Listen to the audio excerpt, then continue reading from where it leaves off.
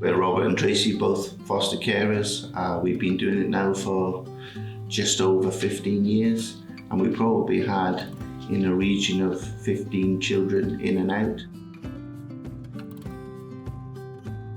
It was a bit selfish, I guess. We wanted another child to bring up, and the best way to do that really was, for us, was fostering, because we could give them the love and attention that we give our own children.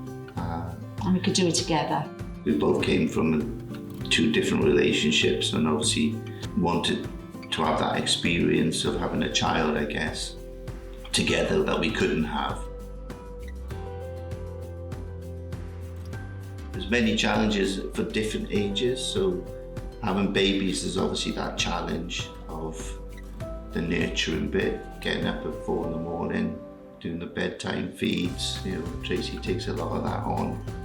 Teenagers, and obviously they come with their own challenges.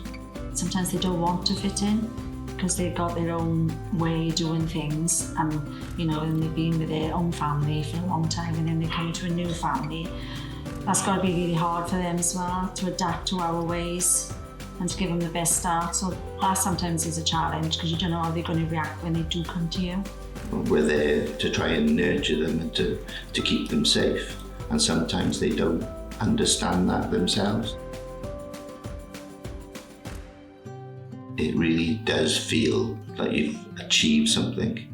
Especially when they come so little, and then like you've seen all their first things, and then they're growing up, and then when they leave, the outcome of that, when you keep in touch with the people they've gone with, to me that's really achieving how much they've come on and they've had a better start.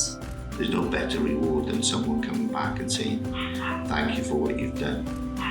It really makes you feel, it's hard to express how it makes you feel, but it's that sense of achievement, and yeah, it's great.